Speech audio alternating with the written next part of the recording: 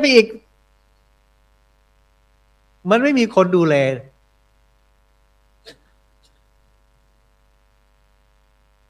ประเทศจีนเขาท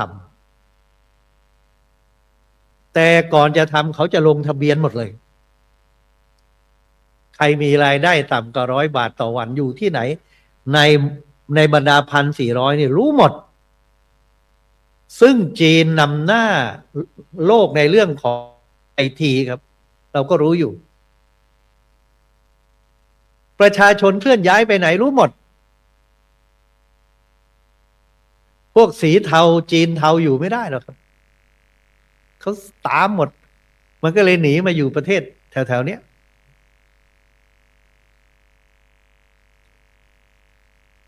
ซึ่งตรงนี้บนดอยที่สูงแล้วมีกี่เผ่ามีกี่หมู่บ้านในทางเศรษฐกิจหมู่บ้านไหนที่อยู่ใต้ poverty line เส้นแบ่งความจนมีข้อมูลหมดอย่างน้อยขอจากกระทรวงพม.แต่ละหมู่บ้านนับถือศาสนาอะไรรู้หมดไม่นับถือศาสนานับถือผีก็รู้เป็นเผ่าไหนยังไม่พอนับถืออะไรทำแมปปิ้งหมู่บ้านไหนมีวัดมีอาสมแล้วหมู่บ้านไหนยังไม่มีและควรจะมีหมู่บ้านไหนมีโบสถ์ศาสนาอื่นมีสุเหร่าแล้วอาจจะไม่ต้องไปแย่งกันอย่างน้อยถ้ามีระเบียบธรรมจาริกเนี่ยนะที่จะออกมาเนี่ยอยากจะให้เขียนไว้สักข้อหนึ่งว่าให้ทำสถิติพวกนี้โดยเฉพาะถ้ามีคณะกรรมการบริหารหรือกรรมการบริการเราทำงานกันมา60 ปีเนี่ยประสานแผนกันและแบ่งพื้นที่กันรับผิดชอบส่วนไหนพระธรรมจาริกอันไหนภาคีเครือข่ายอย่างมหาวิทยาลัยสงฆ์ไม่ต้องทับซ้อนอันนี้ในเชิงนโยบายนะจะทำได้แค่ไหนอีกเรื่องหนึ่งในการที่จะต้องร่างระเบียบยกตัวอย่างที่อยู่ในใจบอกท่านเจ้าคุณพระพรหมวชิราวธรรมวชิราวดีที่บดีไว้ที่พูดนี้คือข้อ 1เท่านั้นนะใน17 ข้อ no poverty ไม่มีความยากจนและแก้ความยากจนกันง่ายมากเลยถ้าเอาแบบเจาะลงไปเนี่ยแต่ประเทศไทยเราไปแจกเงินใช่ไหมจนปลอมนี่เยอะเลยนะแทนที่จะไปถึงไอ้คนจนจริงๆเนี่ยไม่ถึงไอ้ที่มาลงทะเบียน11 ล้านนะเพื่อที่จะแจกเงินคนยากจนของไทยแต่จริงๆมันต่ำกว่า100 บาทหรือเปล่าไม่ใช่และไอ้ที่จนก็จนต่อไป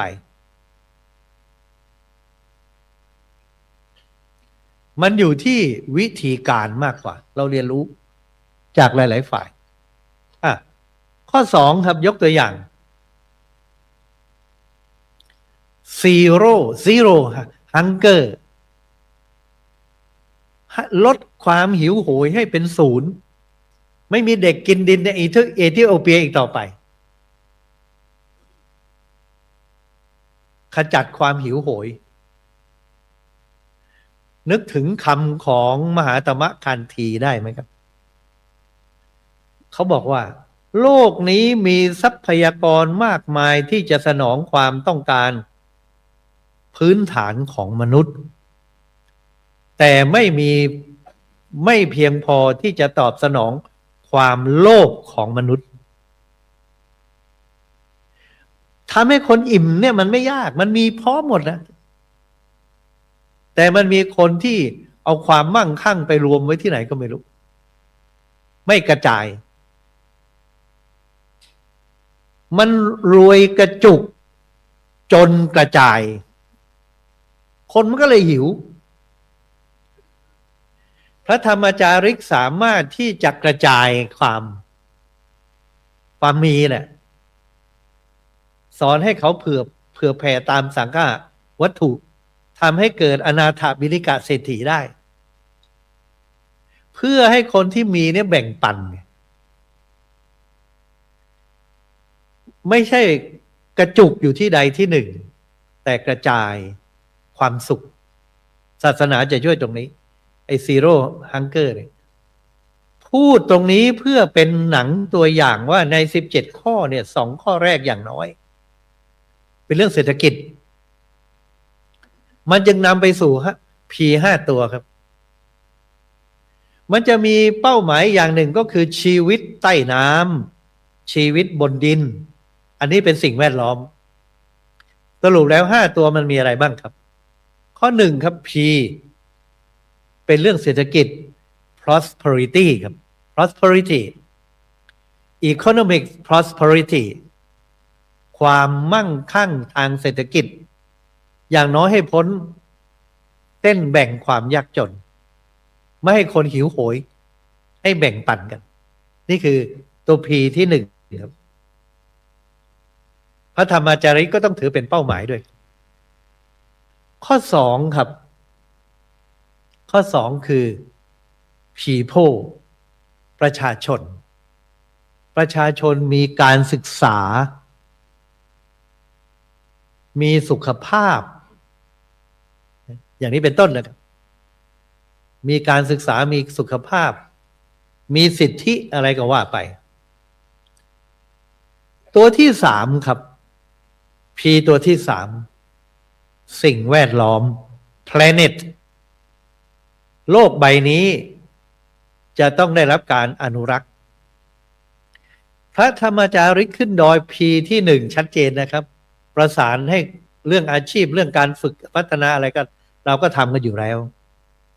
อันที่2อบรมศีลธรรมให้การศึกษาวัฒนธรรมเราก็ทำกันอยู่ข้อที่3ครับ planet อนุรักษ์สิ่งแวดล้อมอยู่กับป่าวัดในป่าข้อที่4ครับ peace สันติภาพสันติภาพ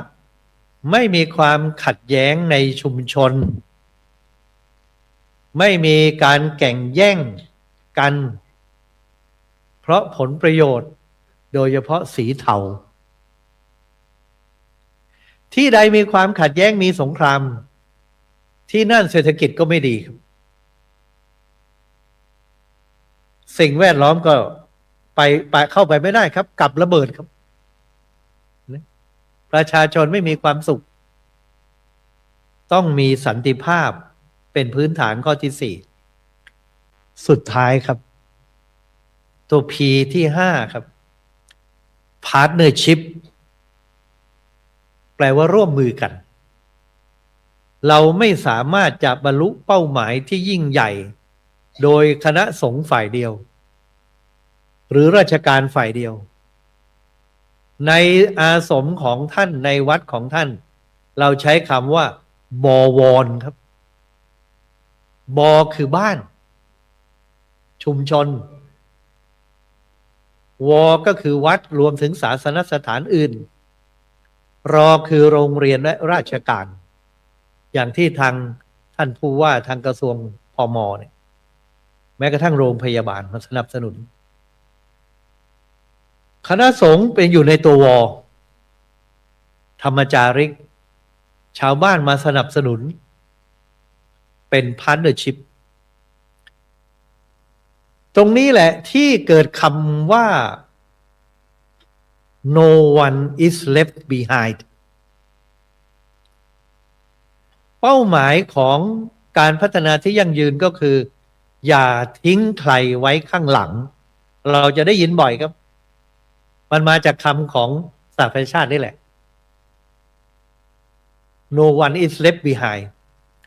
ถ้าท่านพัฒนาทั้งหมู่บ้านอย่าเลือกปฏิบัติเฉพาะชาวเขานี้แต่ไม่เอากลุ่มนั้น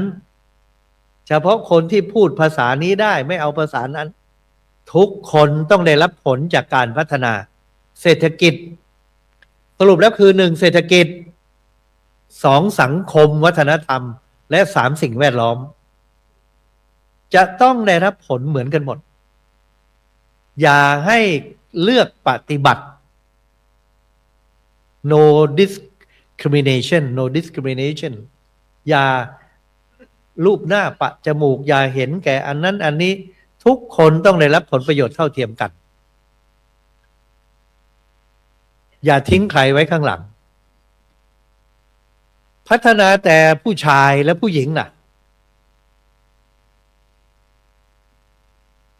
เด็กผู้หญิงบนดอยทำยังไงตอนเป็นอธิการบดีเนี่ยนำเด็กทั้งส่วนมากจะเป็นสตรีมาเรียนมหาจุฬาหาทุนให้เรียนตอนนี้หมดทุนแล้วนะไม่ได้เป็นอธิการก็ไม่ได้โอกาสแต่ยังห่วงอยู่นี่ยกตัวอย่างให้ฟัง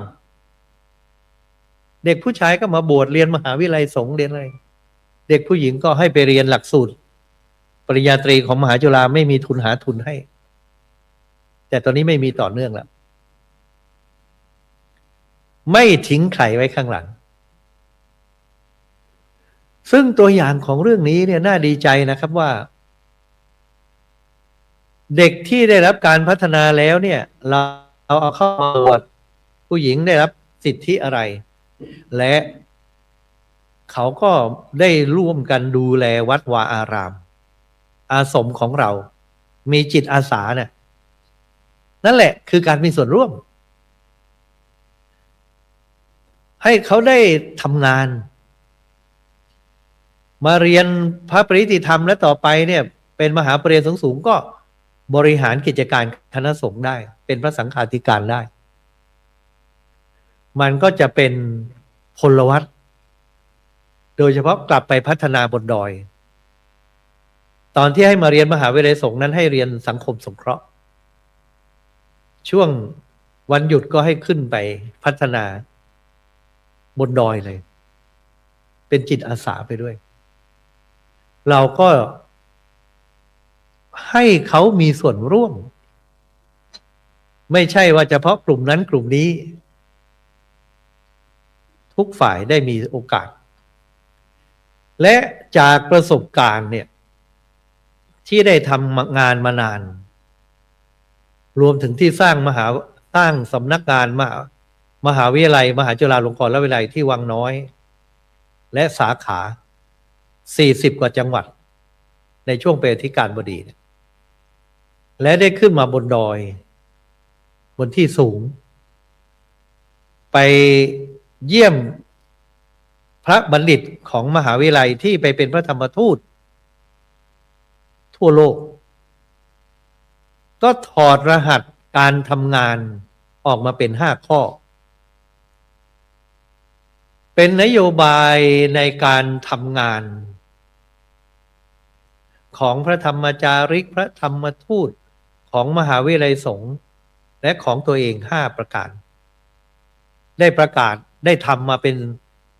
20 กว่าปีเนี่ยสร้างมหาจุฬาที่วังน้อยเป็นพันล้านโดยที่ไม่มีงบประมาณแผ่นดินในเบื้องต้นเนี่ยโดยนโยบายนี้ไม่ต้องใช้วัตถุมงคลไม่ต้องอะไรเลย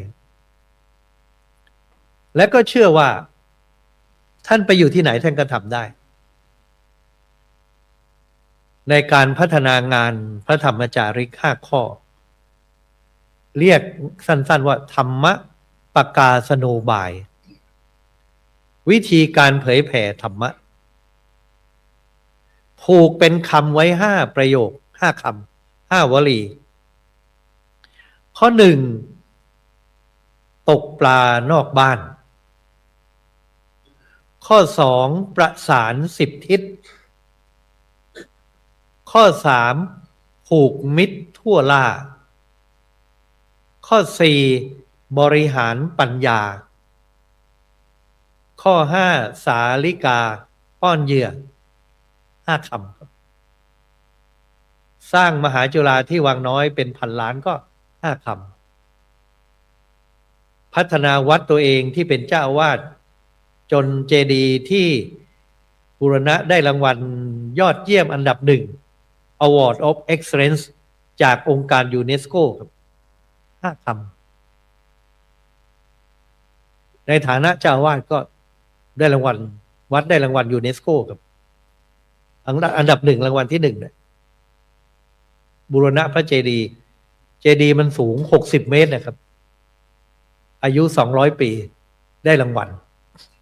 5 ข้อมีอะไรบ้างตกปลานอกบ้านตกปลานอกบ้านนี้คิดถึงคำว่าธรรมจาริกไหมครับธรรมจาริกมาจากประโยคที่คำสั่งของพระพุทธเจ้าในการส่งพระจาริกไปเผยแผ่พระพุทธศาสนา60 รูปครั้งแรกแล้วเรียกว่าพระธรรมจาริกรุ่นแรกของพระศาสนาหลังจากจำพรรษาที่ 1นะครับพระพุทธเจ้าออกพรรษาพระพุทธเจ้าส่งพระอรหันต์60 รูปไปเผยแผ่ศาสนาเนี่ยและไปแบบธรรมจาริกจริงๆด้วยประโยคภาษาบาลีว่าจะรัฐภิกขเวจาริกังจาริกไหมครับใครไม่รู้ภาษาบาลีก็รู้แล้วได้ยินแล้วจารัฐภิกขเวจาริกังครูบาอาจารย์เราคงเอามาจากคำนี้นะครับถ้าไม่เชื่อก็ไปเข้าทรงถามดูจารัฐภิกขเวจาริกังพหูชนะหิตายะพหูชนะสุขายะโลกานุกัมปายะภิกษุทั้งหลายเธอทั้งหลายจงเที่ยวจาริกไปเที่ยวจาริกไปจารัฐจาริกังคือเที่ยวจาริกไปพหูชนะหิตายะเพื่อทำประโยชน์แก่ชนเป็นอันมากพหูชนพหูชนะหิตายะเพื่อทำประโยชน์ก็คือแก่คนเป็นอันมากพหูชนะหิตายะผู้ชนะสุขายะเพื่อความสุขของคนเป็นอันมากโลกานุกรรมปายะเพื่ออนุเคราะห์แก่ชาวโลกในประโยคนี้แหละครับที่ว่าเป็นที่มาของพระธรรมจาริกขอพูดต่อนิดหนึ่งคำว่าจาริกังเนี่ยธรรมจาริกคือเที่ยวไปเนี่ยแต่คำสั่งไม่ได้จบตรงนี้นะครับในภาษาบาลีเนี่ยยังมีว่าไปแล้วเทเสถะธรรมังอาทิกัลยาณังมัชเชกัลยาณังปริโยสานกัลยาณังจงไปแสดงธรรมที่งามในเบื้องต้นงามในท่ามกลางงามในที่สุดจาริกไปถ้าไม่ให้ธรรมะก็ไม่ใช่ธรรมจาริกนะครับไปพัฒนาอาชีพอย่างเดียวทำให้คนพ้น property line ท่านก็เป็นเจ้าหน้าที่ของกระทรวงพม.การสงเคราะห์มี2 อย่างครับ1อามิสสงเคราะห์อามิสสังฆโหสงเคราะห์ด้วยสิ่งของได้เงินทองได้ข้าวปลาอาหารด้วยอาชีพด้วยเศรษฐกิจและ2ธรรมสังฆโหสงเคราะห์ด้วยธรรมะใน2 อย่างนี้พระพุทธเจ้ายกย่องว่าการสงเคราะห์ด้วยธรรมะเป็นเลิศครับเป็นอย่างไรครับนักสังคมสงเคราะห์เขาจะสอนกันเองว่าถ้าท่านเอาปลาไปแจกคนจนเขาจะมีปลากินเพียงวันเดียวไปแจกเขากินหมดละแต่ถ้าท่านสอนวิธีจับปลาให้เขาจะมีปลากินตลอดชีวิตท่านไปช่วยชาวดอยปลูกผักปลูกหญ้า แจกของผ้าห่มหน้าหนาวหน้าร้อนหมดแต่ถ้าสอนวิธีปลูกผักสอนอาชีพสอนวิธีขายสอนวิธีสหกรณ์สอนธรรมะคือฉันทะวิริยะจิตตวิมังสาสอนเรื่องความสามัคคีตลอดชีวิตครับเพราะฉะนั้นเราต้องเอาธรรมะเข้าไปด้วยสอนให้เขามีธรรมะและเขาจะมีประโยชน์สุขตลอดชีวิตปี 2513 ครับในหลวงรัชกาลที่ 9 เสด็จไปแจกของที่นครพนมตอนนั้นมันยังมีความครุกรุ่นอยู่เรียกว่าคอมมิวนิสต์สมเด็จพระนางเจ้าก็เสด็จด้วยพระนางเจ้าสิริกิติ์ครับแจกไปหลายที่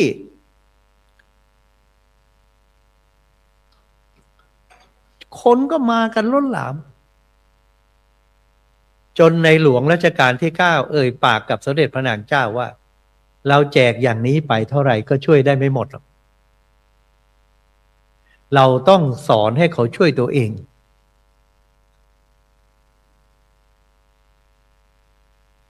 พระราชดำรัสนี้ทำให้สมเด็จพระนางเจ้าสิริกิติ์คิดเรื่องไปกระตุ้นให้คนช่วยตัวเองไปซื้อผ้าไหมมัดหมี่ของชาวบ้านมาเพื่อให้เขาถักทำผ้าไหมสวยพระราชินีซื้อคนก็ทำกัน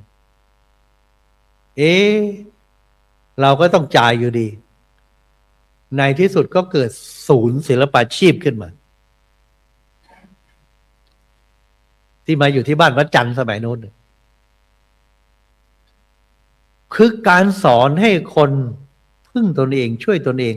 และการสอนให้คนพึ่งตนเองอัตตาหิอัตโนนาโถมาจากพุทธศาสนาเอากลับมาอีกนะธรรมจาริกท่านจะต้องจาริกไปเพื่อช่วยเหลือคือประโยชน์สุขที่เป็นอามิสเป็นสิ่งของภายนอกด้วยเอาของไปแจกด้วยและแจกธรรมะด้วยถ้าพระธรรมจาริกไม่แจกธรรมะก็ไม่ใช่พระธรรมจาริกครับเป็นแค่จาริกไปช่วยอันนี้ก็คือที่มาจากประโยคนี้นะครับและทีนี้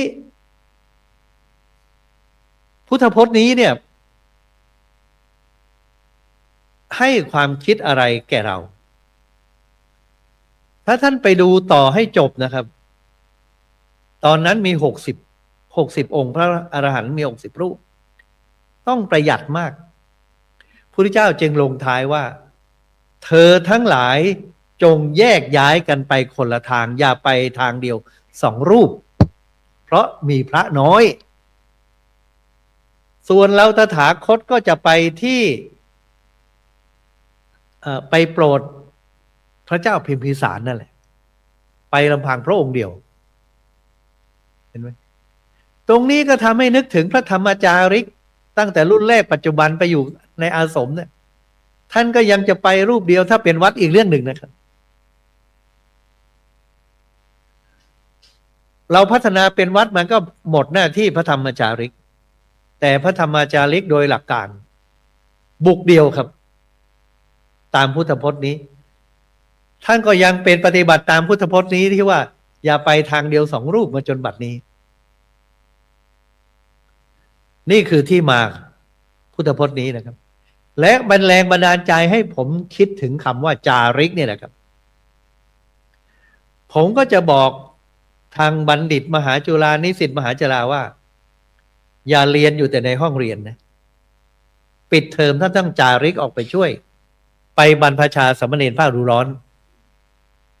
เรียนจบ4 ปีท่านจะต้องไปปฏิบัติศาสนกิจ1 ปีก่อนรับปริญญา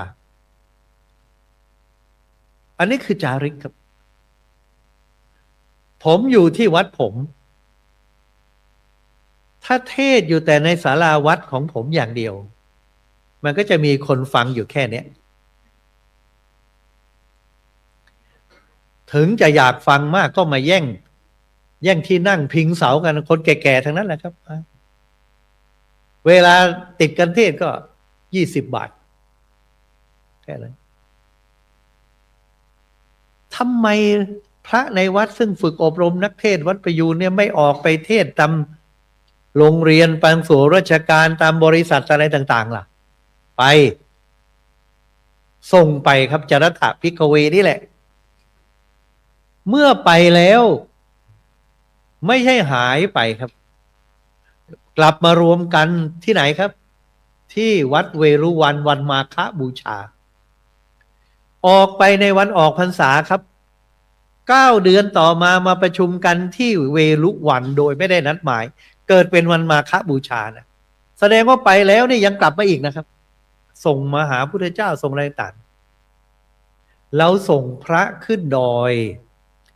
ขึ้นที่สูงไม่ใช่หายไปครับส่งกลับมาบวชที่วัดศรีโสดามาบวชที่วัดเบญไปพัฒนาต่อไปเรียนมหาวิทยาลัยสงฆ์อะไรต่างเรียนบาลีกันต่อเป็นเครือข่ายครับผมเรียกตกปลานอกบ้านสมมุติถ้าน้ำท่วมบ้านข้างล่างมีแต่น้ำเราก็อยู่บนข้างบนใช่ไหมถ้าตกปลามากินมันใต้บ้านเนี่ยมันก็จะได้แต่ปลาสวายปลากระแยงอะไรเงี้ยทำไมไม่พายเรือออกไปไกลๆไปหาปลาตัวใหญ่ๆที่อื่นแล้วเอากลับมาที่บ้านมาขายก็ได้ฉันใดทำไมเผยแผ่อยู่แต่ในวัดในอาสมไม่จาริกไปสอนในที่ต่างๆมหาวิทยาลัยสงฆ์ต้องไปจัดกิจกรรมที่นั่นที่นี่ตามโรงเรียนไปสอนในโรงเรียนวัดก็ต้องไปจัดกิจกรรมตามที่วัดประยูนมีตามโรงแรมนะครับมีสวดมนต์มีเทศมีอะไรต่างๆมีเครือข่ายกระจายกันไปเสร็จแล้วดึงคนเหล่านั้นเนี่ยกลับมาช่วยวัดของเรา1ดึงคนเข้าหาศาสนา2หาคนที่จิตอาสามาช่วยงานของเราเป็นกำลังในการเผยแผ่ธรรมจาริกมีรูปเดียวแต่ท่านจะต้องเอาคนในท้องที่ท้องถิ่นเนี่ยเข้ามาบวชเป็นเณรหรือไม่เป็นเณรก็มาเป็นจิตอาสาช่วยงานของอาสมท่านให้ได้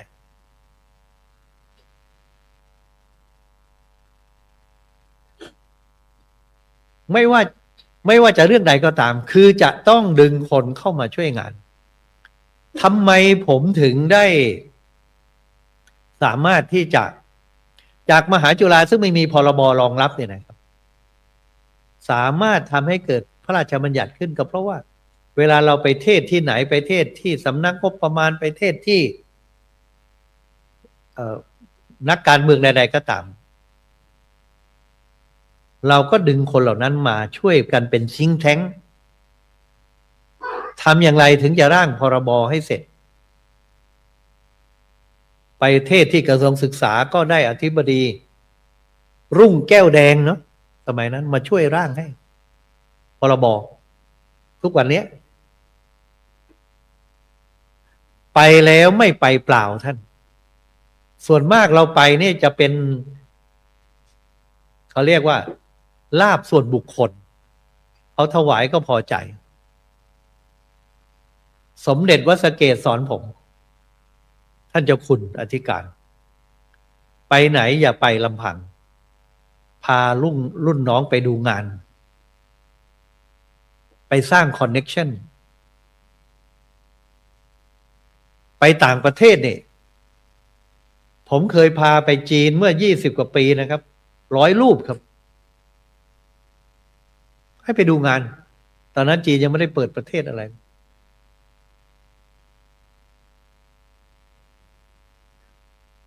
ขึ้นบนดอยไปอะไรก็ตามนี่ให้ไปดูรุ่นพี่เขาทำยังไงรุ่นน้องทำยังไงท่านที่จะไปเนี่ยเกิดแรงบันดาลใจและคอนเน็กชันครับเชื่อมโยงกันรู้จักกันอย่างท่านมาวันนี้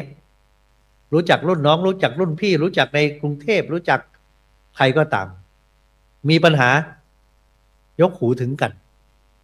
ทางส่วนราชการด้วยเพราะฉะนั้นผมไปที่ไหนไปเชื่อมโยงหมดเอามาช่วยงานมหาจุฬาเอามาช่วยงานวัดเอามาช่วยงานพระศาสนาตอนนี้ผมเป็นประธานจัดวิสาขบูชาโลกใครมาเราก็เชื่อมโยงไว้ผูกมิตรไว้ไปจัดวิสาขะในเวียดนาม4 ครั้งปีที่ผ่านมาไปจัดในเวียดนามปีนี้จัดในจีนแผ่นดินใหญ่รัฐบาลจีนคณะสงฆ์จีนเปิดให้ชาวพุทธทั่วโลกไปประชุมได้เอาทุกฝ่ายมาช่วยงานพระศาสนาแม้แต่ในประเทศคอมมิวนิสต์กับไม่แบ่งแยกโดยที่เราไม่ได้หนึ่งเราอย่าอยู่นิ่งอยู่บนดอยอย่าอยู่นิ่งมีโอกาสก็ไปที่นู่นไปดูพี่นู่นแต่อย่าไปดูเพื่อส่วนตัวครับดึงคนเหล่านั้นเข้ามาช่วยอาสมท่านเป็นราชการเป็นตำรวจเป็นชายแดนอยู่ไหนเขาเหงาเอามาวัดมาชุมนุมแล้วมาเป็นจิตอาสาเอามาใช้งานผมไปเทศให้รายการเนนปลูกปัญญาของCPนะครับท่านธนินทร์ เจียรวนนท์บอกว่าCPเจริญขึ้นมาได้เนี่ยรวยเป็นอันดับหนึ่งของประเทศไทยเนี่ยเพราะถือคติว่าสินค้าทั่วโลกเป็นของ CP คนเก่งทั่วโลกเป็นของ CP ผมก็บอกว่าช่วยอธิบายหน่อยสินค้าทั่วโลกเนี่ยเอาไว้ขายใช่ไหมขายในโลตัสขายในเซเว่นแมคโครเนี่ยเอาทั่วโลกมาขายอันไหนเราผลิตได้เราผลิตราคาถูกกว่าแต่อันไหนคนอื่นเขาผลิตแล้วถูกกว่าดีกว่าเราไม่ต้องไปแข่งสินค้าทั่วโลกไปเป็นแมวมองเอามาขายในห้างเราในจีนเขาก็มีโลตัสนะครับของ CP คนเก่งทั่วโลกเขาเก่งด้านคอมพิวเตอร์เก่งด้านไหนบางทีเราผลิตสู้เขาไม่ได้สร้างสู้เขาไม่ได้จ้างเขามาครับดึงเขามาช่วยงานอันนี้เรียกว่าตกปลานอกบ้านใช่ไหมครับเอาคนเก่งสินค้า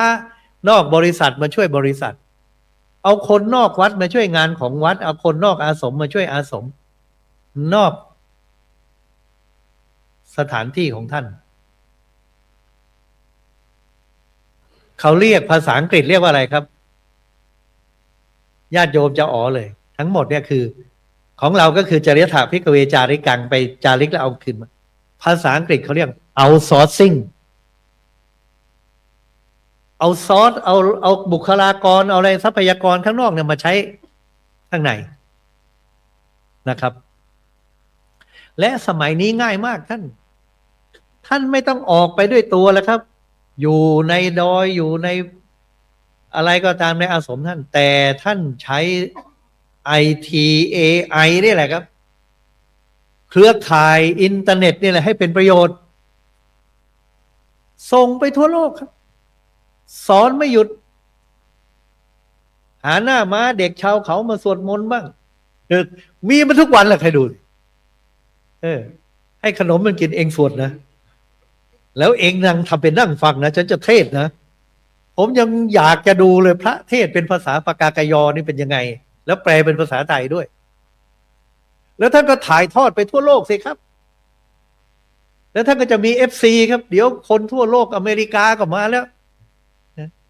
พาญาติโยมไม่รู้จะไปไหนก็นึกถึงแต่วัดอาสมท่านเลย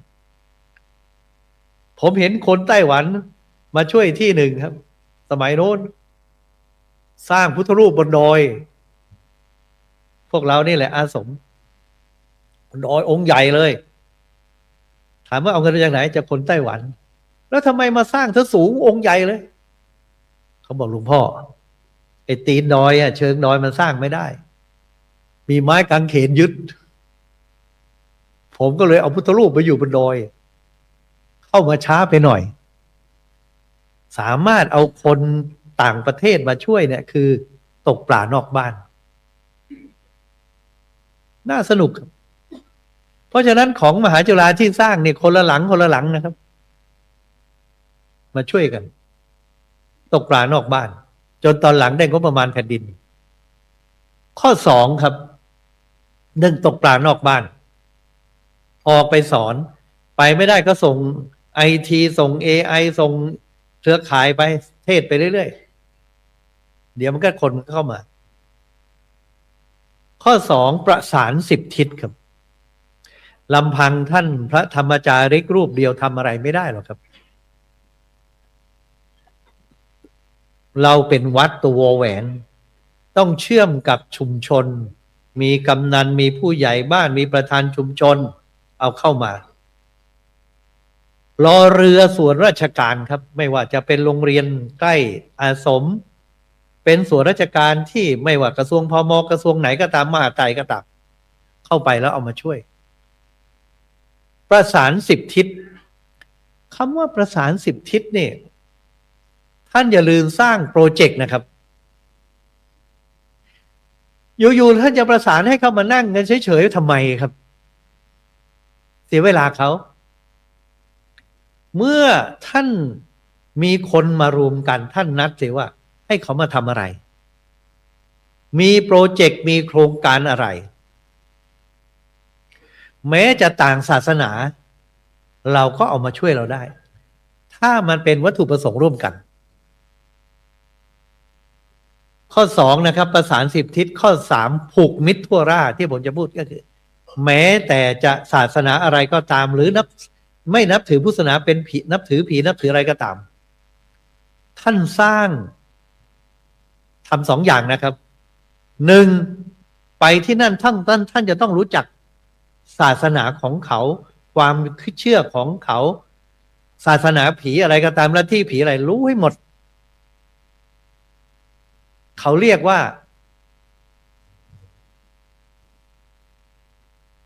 แสวงจุดร่วมแสวงจุดร่วมเป็นการเรียนรู้ความคิดวิถีชีวิตของเพื่อนไม่ว่าจะเป็นศาสนาใดก็ตามผูกมิตรกัน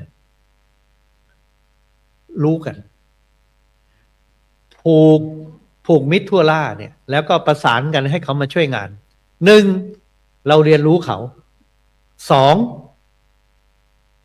แสวงจุดร่วมสงวนจุดต่างสร้าง Project of the Shared Purposes สร้างโครงการที่มีเป้าหมายร่วมกันแล้วให้ทุกฝ่ายมาช่วย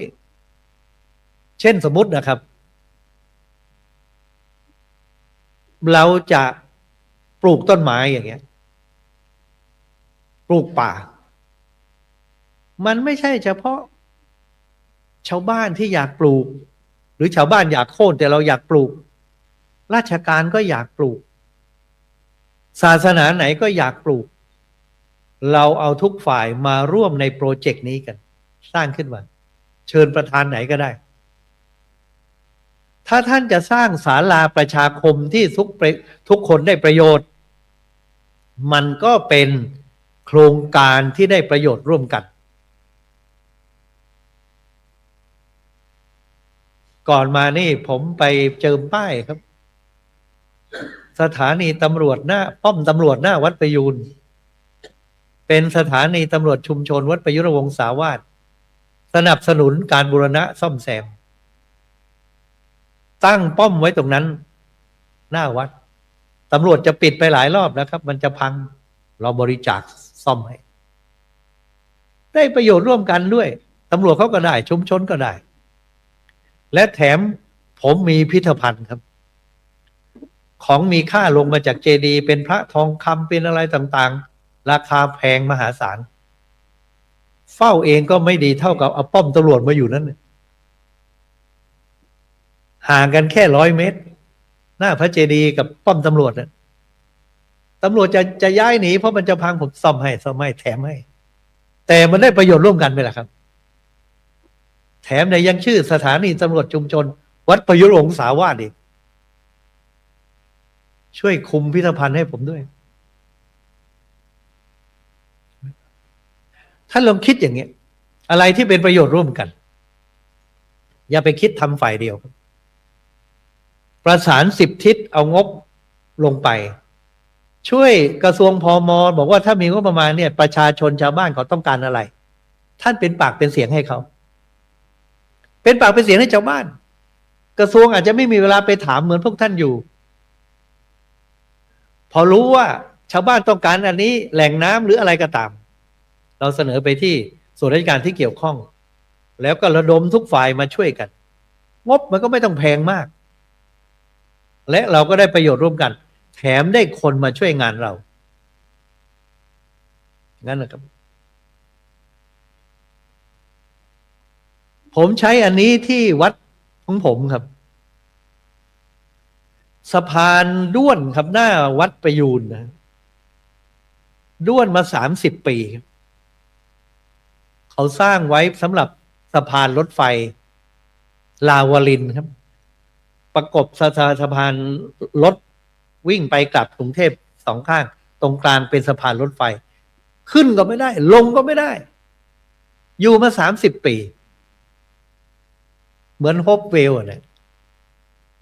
แล้วอยู่ๆชาวบ้านก็มาบอกผมชุมชนทุบทิ้งได้ไหมอายเขาพอไปถามกรมทางหลวงชนบทมันทรัพย์สินราชการทุบไม่ได้แล้วสร้างรถไฟได้ไหมไม่ได้เขาให้ลงใต้ดินมันเขตพระราชฐานตอนนี้มาเจาะอยู่หน้าวัดอยู่ใต้ดินไปวงเวียนใหญ่เอาแล้วข้างบนทำอะไรเป็นอนุสรณ์สถานของความอะไรก็ไม่รู้ใช้ก็ไม่ได้ขึ้นก็ไม่ได้มันด้วนอยู่มา30 ปีผมก็ขอให้สถาปัตย์คณะสถาปัตย์จุฬาออกแบบให้ขึ้นได้ลงได้มาทั้งจักรยานด้วยคนด้วยมีลิฟต์มีอะไรเสร็จและข้างบนให้ปลูกสวนท่านทำสวนบนสะพานใช้งบประมาณ120 ล้านบาททอดผ้าป่าก็ไม่มีทางได้เห็นไหมแต่ชุมชนเขาอยากได้และไปประสานกับสถานศึกษามหาวิทยาลัยออกแบบให้เหลืออย่างเดียวก็ประมาณเอามาจากไหนเพื่อจะทำตรงนี้ก็พอดีครับรองนายกรัฐมนตรีสมัยนั้นอยากจะมาเยี่ยมชุมชนท่านพลเอกธนศักดิ์ปฏิมาประกรณ์ท่านไปเห็นนิทรรศการที่ท่านดูแลกระทรวงวัฒนธรรมชุมชนคริสต์ครับไปแสดงนิทรรศการคุณดีจีเนี่ยแสดงที่กระทรวงวัฒนธรรมเอาภาพวัดประยูน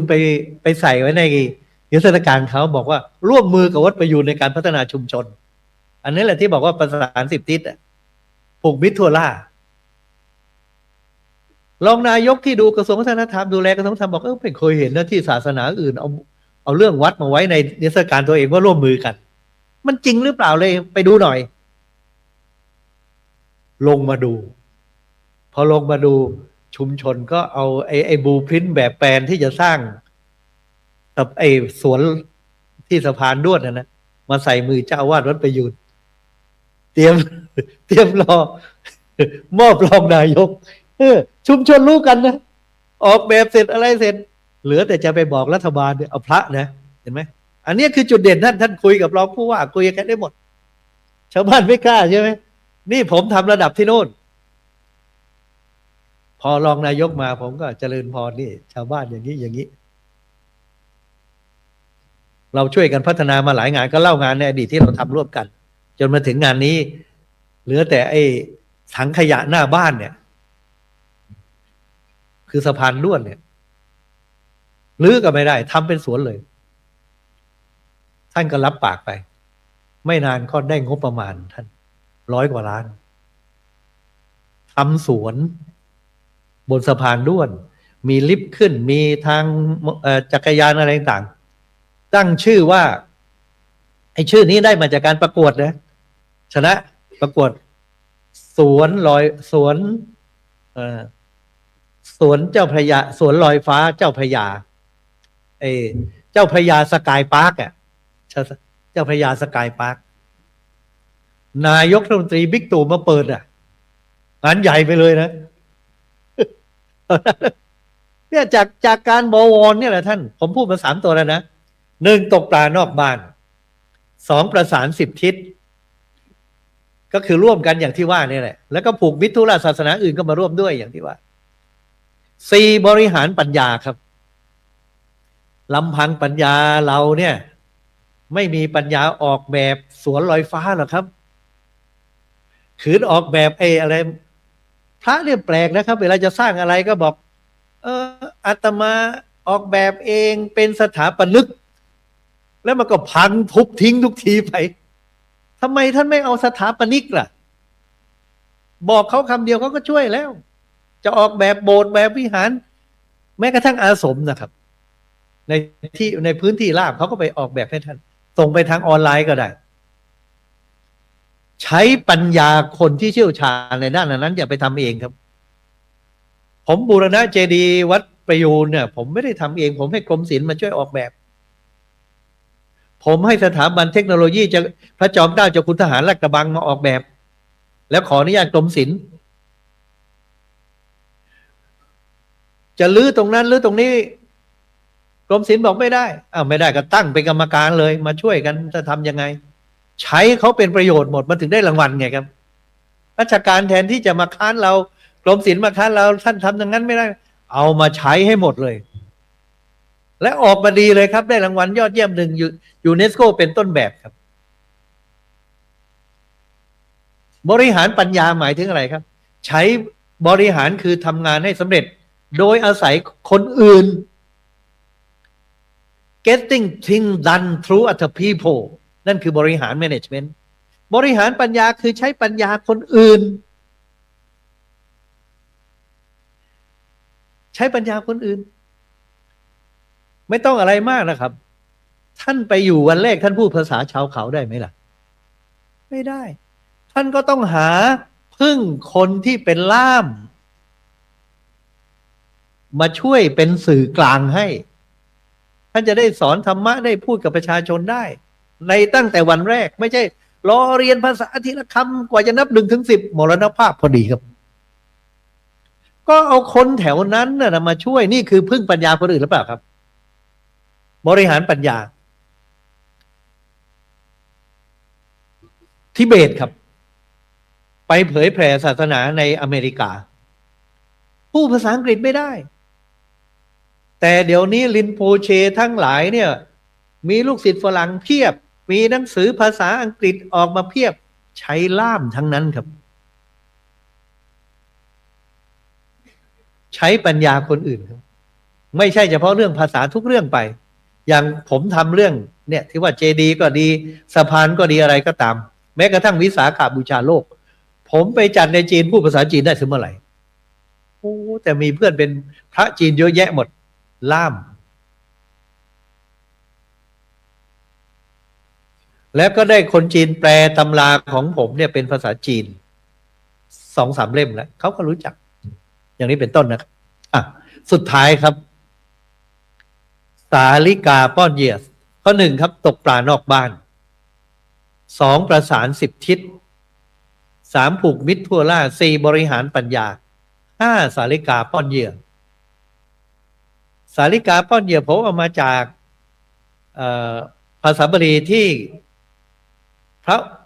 วังคีสะชมพระสารีบุตรว่าพระสารีบุตรเป็นผู้มีปัญญามากเทศให้ยาวก็ได้สั้นก็ได้พิสดารก็ได้ย่อก็ได้ตามความแตกต่างระหว่างบุคคลอันนี้ผมนึกถึงว่าการสอนธรรมะเนี่ยเราจะสอนยากสอนง่ายตามเด็กวัยต่างๆเนี่ยหรือผ่านกระบวนการอะไรก็ตามเนี่ย ขึ้นอยู่กับผู้ฟังเป็นบัวชนิดไหนแล้วท่านก็ปรับธรรมะให้สอดคล้องกับผู้ฟังเหมือนนกสาลิกาป้อนเหยื่อเพราะในบาลีนี้ท่านชมพระสารีบุตรว่าวังคีสะชมพระสารีบุตรว่า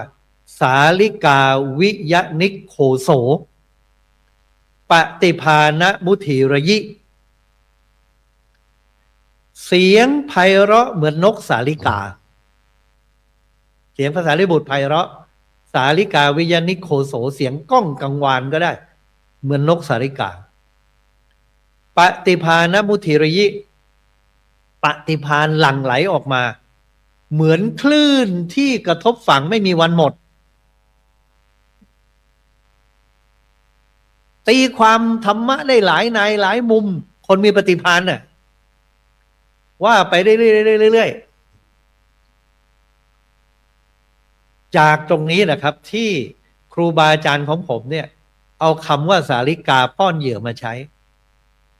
หนึ่งสอนให้ตามความแตกต่างระหว่างบุคคลยาวสั้นเหมือนพระสารีบุตรท่านเทศนะครับนกสาลิกาเวลาป้อนเหยื่อก็ต้องดูปากของลูกนกครับถ้าลูกนกมันตัวเล็กก็ทำคำอาหารให้มันเล็กต้องเคี้ยวก่อนถ้ามันตัวใหญ่ก็เอาไส้เดือนให้มันกินไปเลยการป้อนเหยื่อต้องดูความแตกต่างของปากลูกนกฉันใดการให้ธรรมะก็ต้องดูวุฒิภาวะความแตกต่างของผู้รับธรรมะฉันนั้นอย่าเอาเรื่องยากไปสอนคนพื้นฐานชาวบ้านชาวเขาถ้าต้องมีสื่อมีอุปกรณ์ไปช่วยและถ้าสอนไม่รู้เรื่องอย่าไปด่าว่าเขาสติปัญญาน้อยเราต่างหากที่พูดให้เขาฟังไม่รู้เรื่องไม่รู้จักย่อยค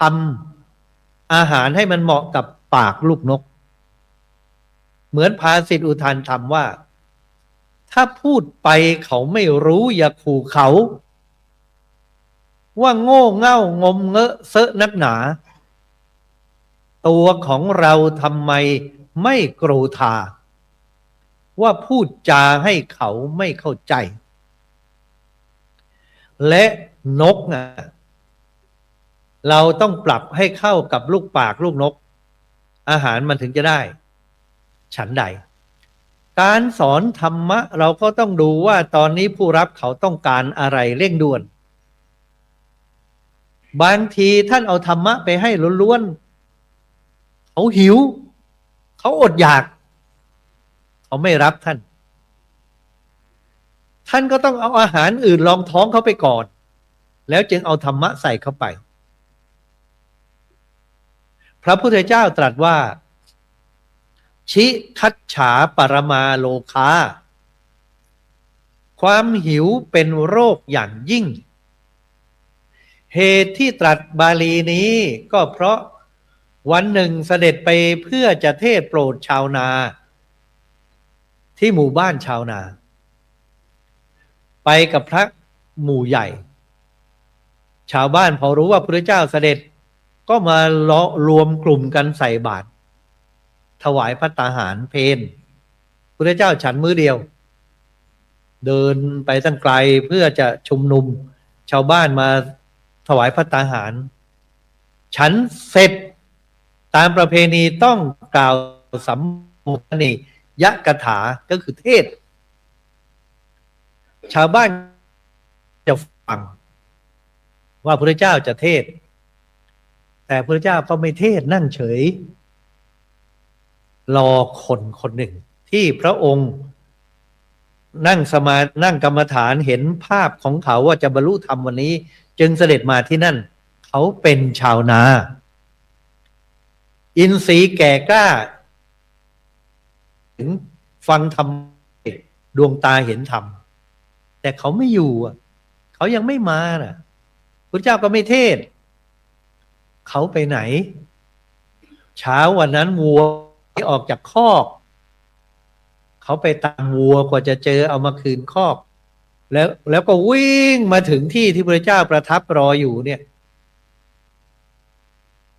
สายมากแล้วรออยู่นานพอสมควรแล้วเขาเพิ่งมาถึงเหงื่อโทรมกายพระพุทธเจ้าก็ยังไม่เทศเพราะเขาหิวเขาเหนื่อยเขาหิวพระพุทธเจ้าถามญาติโยมเจ้าภาพว่ามีอาหารเหลือจากที่พระฉันไหมมีถ้าอย่างนั้นช่วยจัดอาหารให้เขาทานและให้น้ำเขาดื่มชาวบ้านก็จัดอาหารจัดน้ำให้เขาดื่มจัดอาหารให้ทานเมื่อเขาสบายท้องสบายอิริยาบถพระพุทธเจ้าจึงเริ่มกล่าวสัมโมทนียกถาก็คือเทศจบเขาได้ดวงตาเห็นธรรมกลับมาที่วัดเย็นนั้นมีการชุมนุมสงฆ์ทุกครั้งทุกวันที่เราเรียกปัจจุบันว่าทำวัดเย็นน่ะคือเฝ้าพระพุทธเจ้าพระก็ไปชุมนุมรอกันอยู่เพื่อพระพุทธเจ้าเสด็จมาพบให้โอวาทก่อนที่พระเจ้าจะเสด็จมาถึงพระก็สุบสิบกันด้วยความสงสัยพระเจ้าเสด็จมาเห็นพระซุบซิบกันแล้วพอพระพุทธเจ้ามาถึงเงียบกิ๊บพระเจ้าก็จะถามด้วยประโยคแบบเวลาเราแปลประโยคสองกายนุทธะภิกขเวเอตริกถายะเสนิสันนาน่ะภิกษุทั้งหลายบัดนี้เธอนั่งสนทนากันด้วยเรื่องอะไรหนอน่ะพระก็จะตอบว่าวันนี้พระองค์มาแปลกสั่งให้เลี้ยงอาหารชาวบ้านไม่เคยเห็นนะปกติชาวบ้านมีแต่เลี้ยงพระก็รับบาตรแต่นี่พระเจ้าเลี้ยงชาวบ้านด้วยอาหารที่เขาถวายเนี่ยถือว่าเป็นของสงฆ์แล้วก็ให้จัดเอาคืนให้ชาวบ้านมันแปลกทำไมเป็นอย่างนั้นพระไม่เคยเห็นพระพุทธเจ้าจึงตอบว่าวันนี้เราไปเพื่อเทศโปรดเขาแล้วเขาหิวเมื่อท้องเขาหิวเนี่ยสติปัญญาในการฟังเทศฟังธรรมมันไม่พอเพราะความหิวมันรบกวนชิคัจฉาปรมาโรคาความหิวเป็นโรคอย่างยิ่งรักษาโรคความหิวให้ได้แล้วเขาก็จะมาฟังธรรมะนี่แหละเป็นที่มาของ Buddhist Economics เศรษฐศาสตร์แนวพุทธไม่ได้สอนให้คนโลภแต่สอนให้คนพ้นขีดความยากจนรู้จักพอเพียงเหมือนในหลวงรัชกาลที่9สอนแล้วจึงจะได้หันมาหาธรรมะและตอนนี้แหละพระธรรมจริกก็จะป้อนธรรมะเข้าไปแต่ถ้าเขายังยากจนเราก็จะต้องแก้อะไร no poverty ไม่มีความยากจน zero hunger ไม่มีความหิวโหยด้วยการที่จะประสานให้ส่วนราชการไปช่วยกันแก้ปัญหาเศรษฐกิจเกาให้มันถูกที่คันเขาจะปลูกพืชอะไรได้ดีเขาจะทำงานอะไรอาชีพที่อะไรที่เขาต้องการรู้ไหนเราอยู่เฉยๆก็คุยกันไปด้วยท่านฉันกัลยาณมิตรบางทีราชการมาเนี่ยบอกต้องการอะไรเขาไม่ตอบแต่ถ้าเขาไว้วางใจท่านจะต้องเป็นทำหน้าที่กัลยาณมิตรของเขาเรียกว่ากัลยาณธรรมจาริกเป็นธรรมจาริกที่เขาไว้วางใจพูดได้ทุกเรื่องเป็นจิตแพทย์ด้วยเป็นทุกอย่างมีปัญหาอะไรท่านก็ถามเผื่อไปถึงอาชีพเรื่องการงานเรื่องสังคมเรื่องยาบ้าเรื่องสีเทารู้แต่อย่าไปทำเองนะแต่ข้อมูลท่านต้องรู้เขารู้เราลบ100 ครั้งชนะ100 ครั้งคุณบูไว้อย่างนั้นแต่เรารบด้วยธรรมะเราไปในฐานะเป็นกองทัพธรรมด้วยปัญญาด้วยความรู้เพราะฉะนั้นกัลยาณมิตรเนี่ยเมื่อเขาไว้วางใจนะครับเขาจะเล่าให้เราฟังเพราะฉะนั้นราชการสมัยก่อนจะไปหาหลวงปู่หลวงพ่อเพราะหลวงปู่หลวงพ่ออยู่ชุมชนจะรู้หมดว่าชาวบ้านต้องการอะไรทำไมรองนายกรัฐมนตรีไปพบผมในฐานะเจ้าวาดวัดประยูรมหาวิทยาลัยต่างๆอธิการบดีกับไปหลายฝ่าย กระทรวงอะไรต่างไป ตอนนี้แม้กระทั่งฝ่ายพวกคฤหบดีที่มีเงินมีทองก็ไปพบ และผมก็จะบอกว่าอย่ามาสร้างห้างสรรพสินค้าแถววัดประยูนนะ ขอทำอะไรเล็กๆน้อยๆได้ แต่อย่ามาสร้างบังโบสถ์บังวิหารของผม ที่แล้วมาเราไม่มีเทศบัญญัติสร้างอาคารบังเจดีย์ผม ไปต่างประเทศเขาจะมีสกายไลน์ริมแม่น้ำริมอะไรต่างสวยงาม จากสะพานพุทธไปถึงวัดอรุณเนี่ย เราช้าไปหน่อยมันมาสร้างอาคารแซม แต่หลังนั่นพูดมาเป็น10 ปีตอนนี้ เขาแก้ให้ผมแล้ว ผมพูดเมื่อ10 ปีที่แล้วเขาแก้ไงเขาบอกท่านมันมีระเบียบห้ามสร้างอาคารสูงในเขตเกาะรัตนโกสินทร์ฝั่งวัดพระแก้วอ่ะเอาอย่างนี้ก็แล้วกัน เราจะขยายเกาะรัตนโกสินทร์มาฝั่งทนเนี่ยกินที่มาถึงหน้าวัดประยูรเลยไม่มีใครสร้างอะไรได้แล้วแถวนั้นเพราะการที่เราพูดแทนประชาชนไงท่านผมไม่ใช่เอาประเทศทั่วประเทศต่างโลกทั่วโลกนะครับชุมชนผมดูแลและผมก็บอกกับทุกคนว่าที่นี่ที่วัดชุมชนรอบวัดมี3 ศาสนามีพุทธมีคริสต์มีอิสลามมารวมกันคริสต์ก็กุฎีจีนอิสลามก็กุฎีขาว6 ชุมชน10,000 กว่าครอบครัวเนี่ยผมบอกว่ายังไงบอกกระทรวงราชการว่าถ้าอยู่ที่นี่มันคืออยู่ full time นะเต็มเวลานะ24 ชั่วโมงนะอยู่วัดประยูรเนี่ยเพราะฉะนั้นอะไรรู้ทั้งนั้นอยากจะทำอะไรเราเพราะมันเป็นที่อยู่ของเราต้องพัฒนาท้องถิ่นของเราเป็นคนที่นี่แต่ถ้าไปทำงานมหาจุฬาตอนนั้นเป็นอธิการบดีมันมีเทอมมันเป็นพาร์ทไทม์หมดเวลาเขาก็ให้กลับท่านไปทำงานที่ไหนก็ตามท่านก็ต้องกลับวัดแต่วัดของท่านเนี่ยมันที่ท่านอยู่เต็มเวลาเมื่อท่านอยู่เต็มเวลาแล้วท่านไม่พัฒนาที่ของท่านได้อย่างไรเพราะฉะนั้นอาตมามีคอมมิตเมนต์ว่าจะต้องพัฒนาชุมชนของอาตมาพูดไปเลยและอยากจะพัฒนาอะไรตรงไหนเนี่ยมาบอกเดี๋ยวเพราะชุมชนเนี่ยเราคุยกันอยู่ประจำผมอยากจะให้ท่านไปที่ดอยของท่านอาสมของท่านด้วยความรู้สึกว่าท่านไปเต็มเวลาครับอย่างน้อย1 ปีเนี่ยมันคือที่ของท่านต้องรู้ให้หมดเราเป็นหนึ่งเดียวกับชาวบ้านชุมชนเขาประสงค์อะไรเขาต้องการอะไรเด็กๆเป็นยังไง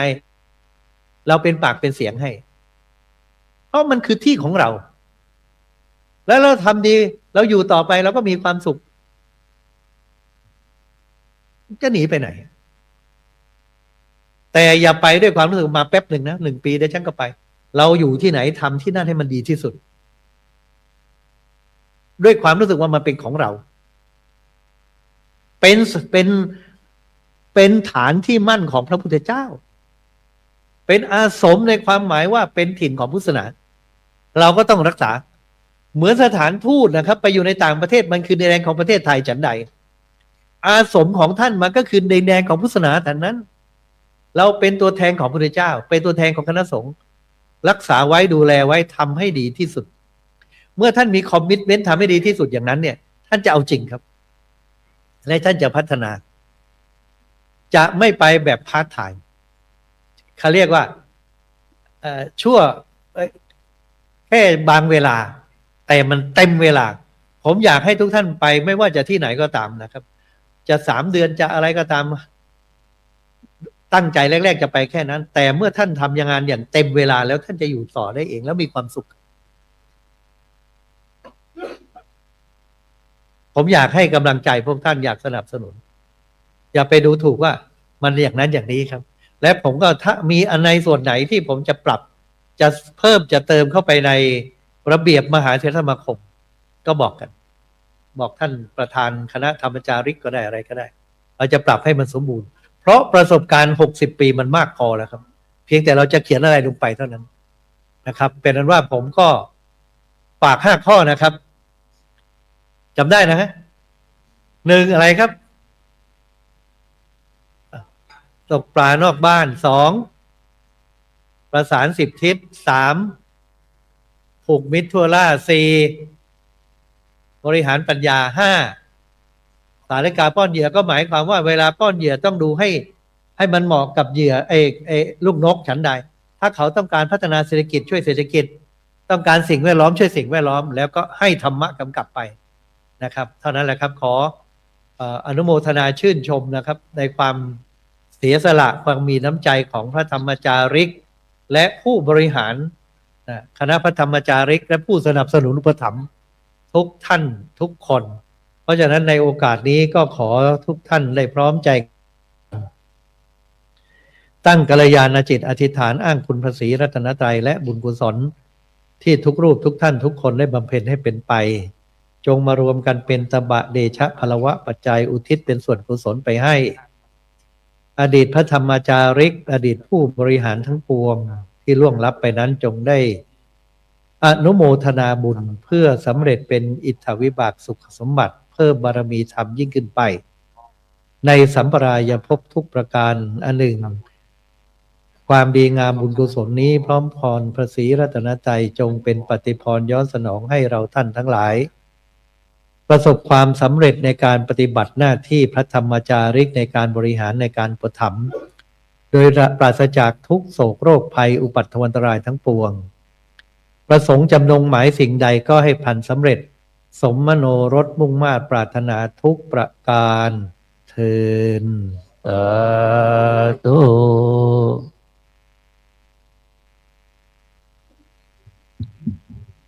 กับเมตตาพระเดชพระคุณพระพรหมประดิษฐ์ศาสตราจารย์ดร.กรรมการมหาเถรสมาคมนะครับได้เมตตาให้โอวาทบรรยายพิเศษและเปิดประชุมเป็นที่เรียบร้อยนะครับจากนี้ในนามผู้ร่วมพิธีทั้งมวลนะครับขอรับเกียรติจากท่านศิวะธรรมิกานนท์รองผู้ว่าราชการจังหวัดเชียงใหม่ได้น้อมประเคนวัตถุไทยธรรมแด่พระเดชพระคุณครับ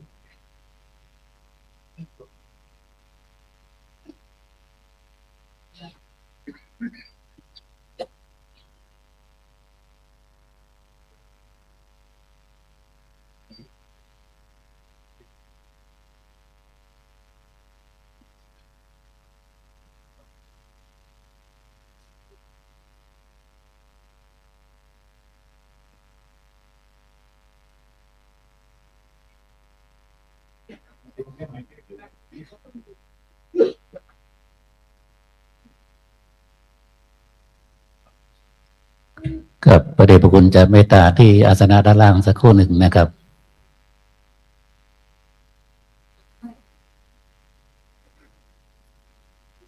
ก่อนที่พระสงฆ์ทั้งนั้นจะได้อนุโมทนาจะขอรับเมตตาพระเดชพระคุณหลวงพ่อพระธรรมเสนาบดีเจ้าคณะภาค7จะขอเมตตาได้ให้กำลังใจแก่พระธรรมจาริกสัก5 นาทีครับพ่อครับ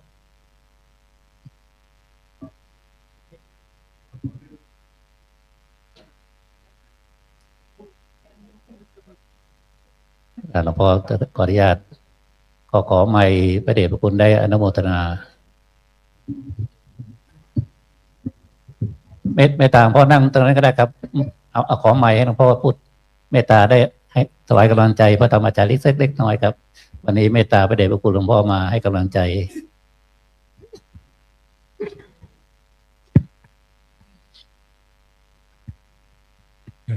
ขอถวายความเคารพพระเดชพระคุณพระพรหมบัณฑิตกรรมการมหาเถรสมาคม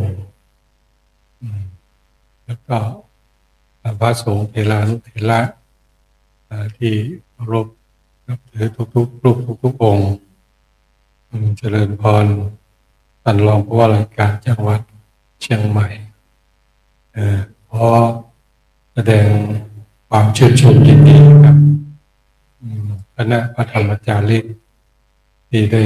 เข้าร่วมประชุมวันธรรมจาริกในวันนี้เราทั้งหลายได้รับกำลังใจจากพระเดชพระคุณ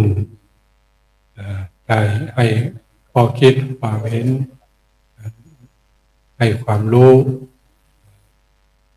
เป็นแปลว่าสมบูรณ์อย่างยิ่งสมกับนามของท่านที่ว่าเป็นบัณฑิตเพราะว่ากำลังใจก็ดีความรู้ก็ดีที่เราได้รับมาในวันนี้ก็จะเป็นพลังอันสำคัญช่วยในการเผยแพร่องค์การของพระธรรมจาริกให้ได้ประโยชน์โสติผลเพื่อประโยชน์สุขอันยิ่งใหญ่ของพระพุทธศาสนาของอาณาประชาราษฎร์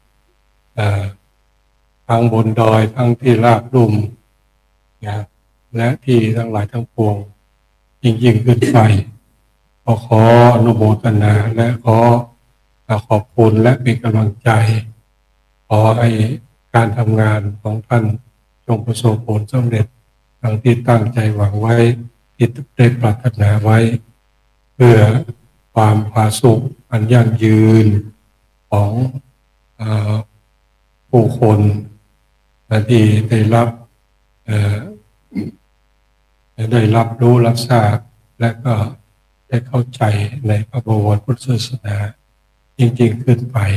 ขออนุโมทนาและขอบคุณไปในโอกาสนี้ขอบคุณนะทุก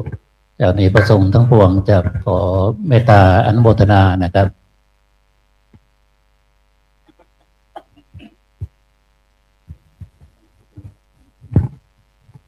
ยะถาวาลีวาหาปุราปาริปุเรนติสากลังเอวะเมวะอิโตทินังเปตานังอุปกปปติอิจิตังปฏิตังตุมหังคิปะเมวะสมิจจตุสัพเพปุเรนตุสังกปาจันโทปนรสโสยะถามณิโชติลโสยะถาวิวัชชันตุสัพพะโลกโควินาศเอภวัตวันตรายโยเอกายุโกภวสัพพิสิริสเดจังโกฏาปัจจายโนจัตตาโลธรรมวัฏันติอายุวันโนสุขังภาลังภวตุสัพพมังคังรักขันตุสัพพเทวตาสัพพะนุภาเวนัสสะโสติภวันตุเตภวตุสัพพมังคังรักขันตุสัพพเทวตาสัพพะนุภาเวนัสสะโสติภวันตุเตภวันตุสัพพมังคังรักขันตุสัพพเทวตาสัพพะนุภาเวนัสสะโสติภ อาวันตุเต สาธุครับกราบนิมนต์พระเถรานุเถระทุกรูปนะครับ รับฉันประทานเพลที่ใต้พระอุโบสถนะครับสำหรับพระธรรมจาริกทุกรูปกราบนิมนต์ที่หอฉันนะครับ ที่ใต้ศาลาแห่งนี้นะครับ ทุกรูปนะครับพร้อมทั้งเรียนเชิญในส่วนของท่านผู้มีเกียรติทุกท่านนะครับที่